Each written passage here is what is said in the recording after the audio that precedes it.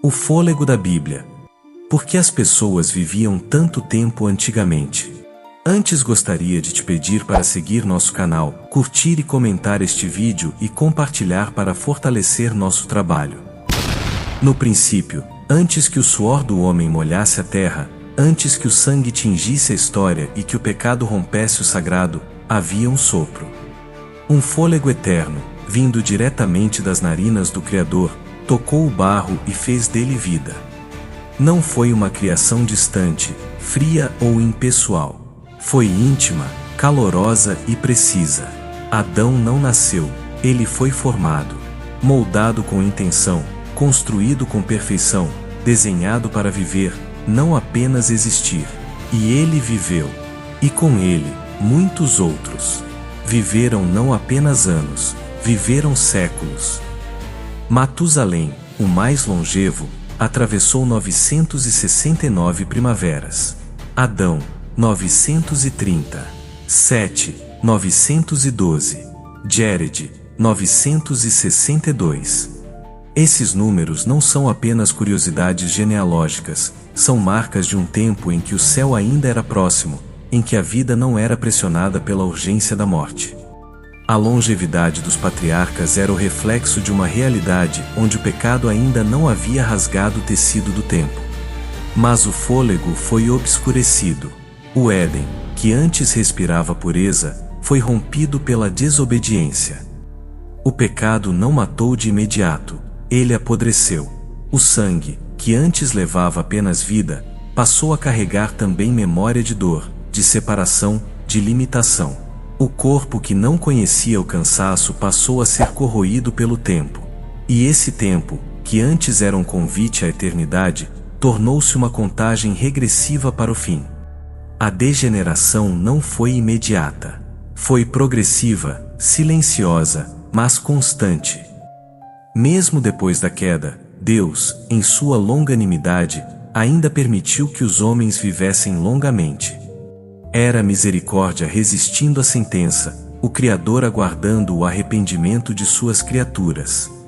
O tempo foi estendido não como privilégio biológico, mas como espaço espiritual. Um tempo de retorno, de reflexão, de escolha. Mas a corrupção cresceu. A terra foi preenchida com violência, com imaginação continuamente má. E então, o limite foi alcançado. O juízo veio como um rompimento cósmico. As comportas do céu se abriram. A água desceu do alto e brotou das profundezas. O dossel de vapor, que cobria a terra como um véu protetor, foi rasgado. E a criação gemeu. A atmosfera mudou. O clima passou a castigar. O solo já não respondia da mesma forma. A vida, que antes florescia em estabilidade, agora tentava sobreviver em instabilidade. Foi no pós-dilúvio que Deus declarou: "O meu espírito não contenderá para sempre com o homem, seus dias serão 120 anos." Não era apenas uma redução biológica, era uma sentença espiritual. O espírito se retirava, e com ele, a extensão do tempo. Os filhos de Noé viveram 400, 300 anos, até que Abraão apareceu com 175, e já foi considerado ancião. A longevidade foi declinando, mas não o plano. Porque Deus não encerra uma história com juízo, ele a transforma com promessa. O arco-íris surgiu não como decoração celeste, mas como lembrança visível de uma nova aliança. A vida agora não seria sustentada por um ambiente ideal, mas pela fé em um Deus fiel. A estabilidade do clima deu lugar à instabilidade do mundo, mas o pacto divino permaneceu inabalável. E então, surge a tensão eterna, a fé e a ciência. A mente humana, fascinada por evidências, tenta encaixar a longevidade dos patriarcas em teorias que reduzam o milagre à razão. Meses, tribos, alegorias. Mas o texto bíblico insiste: Adão gerou Sete aos 130 anos, viveu mais 800. Matusalém gerou Lameque aos 187, viveu mais 782. Há uma intenção clara, uma precisão que repele a alegoria. Não é uma parábola, é uma história. A ciência busca medir, a fé busca confiar. E são linguagens diferentes, com propósitos distintos. Hebreus 11 declara: a fé é a certeza do que se espera, a convicção de fatos que se não veem. E mesmo a ciência, que tenta tanto explicar, encontra nos seus próprios limites as fronteiras do sagrado. Consciência, matéria escura, origem da vida, tudo ainda envolto em mistério. A Bíblia não rejeita a razão, ela apenas a transcende. Porque o Criador que soprou vida em Adão ainda sopra hoje. Em João 20:22, o Cristo ressuscitado sopra sobre os discípulos e diz: recebei o Espírito Santo.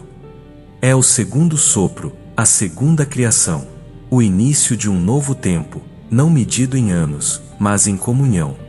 Um tempo onde a eternidade pulsa no íntimo, onde um coração cheio do Espírito vale mais que milênios de existência vazia. E é aqui que a numerologia bíblica dança sobre o texto como uma melodia cifrada. 7 é plenitude, 12 é governo, 40 é teste, 1000 é eternidade. Matusalém, com seus 969 anos, quase toca o 1000, mas não chega, porque mesmo o maior dos homens ainda está aquém da glória de Deus. Enoque, com 365 anos, é levado, como se sua vida fosse um calendário completo. Lameque, pai de Noé, vive 777 anos, plenitude tripla, e anuncia descanso. Não são números por acaso, são sinais. E nós também somos numerados. O Salmo 139:16 nos lembra que nossos dias estão escritos no livro de Deus, antes mesmo que existissem. Nossos fios de cabelo são contados. Nosso tempo é planejado, moldado, medido, não pela matemática dos homens, mas pelo propósito do céu. E quando tudo isso parece distante, o corpo glorificado nos chama de volta à origem. Porque o plano de Deus nunca foi que o corpo fosse um fardo, mas um templo. Adão foi formado em glória. Cristo, o segundo Adão, ressuscita em glória. E nós esperamos, gememos, nos preparamos. O Espírito é o penhor, a garantia. O corpo glorificado não será invenção futura, será a restauração do projeto original. Paulo declara que o que é semeado em corrupção, será ressuscitado em incorrupção.